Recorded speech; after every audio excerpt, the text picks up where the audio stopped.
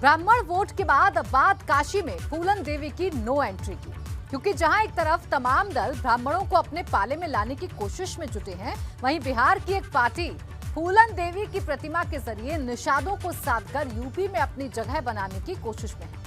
हम बात कर रहे हैं विकासशील इंसान पार्टी की, जो यूपी के 18 मंडल में फूलन देवी की 18 फीट लंबी प्रतिमा लगाकर खुद को निषादों के सबसे बड़े नेता के तौर पर स्थापित करने की कोशिश में है। गुरुवार को फूलन देवी की एक प्रतिमा काशी पहुंची थी, लेकिन वो लगती उससे पहले उसे जब्त कर लिया गया और अब फूलन देवी को लेकर यूपी की सियासत गर्म होती जा रही है। जिस इलाके से प्रतिमा को जब्त किया गया है, वहां धारा 144 लागू है, लेकिन आने वाले वक्त में सियासत गर्म आ सकती है।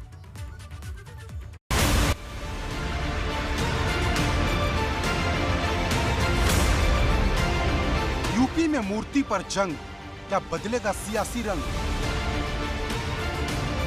काशी में जब्त हुई फूलन देवी की प्रतिमा, क्या हर्ट होगी निषादों की गरिमा?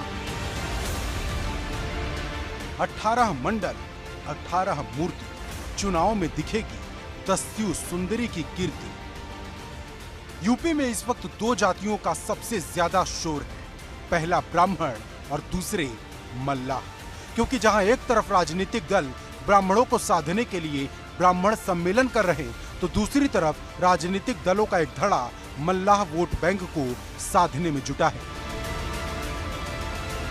प्रधानमंत्री नरेंद्र मोदी के संसदीय क्षेत्र वाराणसी से आई ये तस्वीर यूपी की सियासत का वो छोर है जिसका शोर आने वाले समय में सूबे की सियासी फिजाओं में गूंजता नजर आ सकता है। क्योंकि बिहार के पशु एवं मत्स्य मंत्री मुकेश सहनी ने यूपी की सियासत में कदम रखने से पहले ऐलान किया था कि यूपी के 18 मंडलों में दस्यु सुंदरी फूलन देवी की 18 फीट लंबी प्रतिमा लगाएंगे। गुरुवार देर रात तय वादे के मुताबिक फूलन देवी की एक प्रतिमा काशी के रामनगर स्थित सूजाबाद क्षेत्र पहुंची। इस प्रतिमा को 25 जुलाई को शिव मंदिर के पास लगाया जाना था, लेकिन उससे पहले पुलिस ने फूलन देवी की प्रतिमा को जब्त कर लिया। जानकारी के मुताबिक गांव वालों ने फूलन देवी की प्रतिमा लगाए जाने का विरोध किया था। साथ ही बताया गया कि मूर्ति को लगाने की प्रशासनिक अनुमति नहीं थी। वीआईपी पार्टी के विरोध को देखते हुए पूरे इलाके में धारा 144 लगा दी गई। फिलहाल पूरे इलाके में शांति है, लेकिन ये शांति किसी सियासी तूफान के आने से पहले वाली शांति तो नहीं, क्योंकि किसी और के लिए फूलन देवी चाहे जो हो, लेकिन निषादों के लिए वो किसी सम्मान से कम नहीं। इतना सारे प्रतिमा जो बना है वो उत्तर प्रदेश में 20 प्रतिमा उत्तर प्रदेश में लगना है, बाकी बिहार में लगना है और उनको हम याद कर रहे हैं। हमेशा हम जब भी संघर्ष के समय में कभी भी ये अकेला महसूस करते, तभी हम अपने पूर्वजों को याद करते हैं। हमारे माता बहन हैं और जुब्बा सहनी फूलन देवी को हमेशा हम याद करते हैं। तो क्या मान लिया जाए सूबे की राजनीति गरमाने वाली है?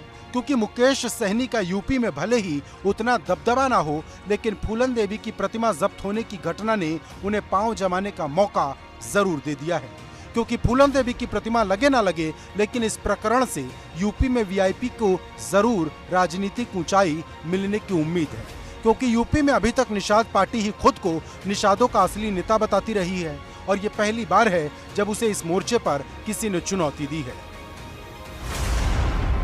यूपी में करीब 4% मल्लाह और कश्यप वोटर हैं, जबकि निषादों का दावा है कि उनका दबदबा पूर्वांचल की 100 सीटों पर है। यही वजह है कि समाजवादी पार्टी भी निषादों की तरफ झुकाव दिखा रही।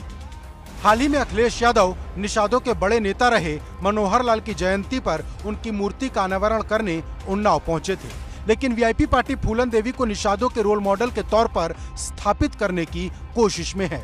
फूलन देवी 1996 में सपा से ही चुनाव लड़कर संसद पहुंची थी। अब वीआईपी पार्टी फूलन के सहारे यूपी की सत्ता में पहुंचने का ख्वाब देख रही। अब ये ख्वाब कितना पूरा होता है, ये देखना होगा। वाराणसी से नीतीश कुमार पांडे, एबीपी गंगा।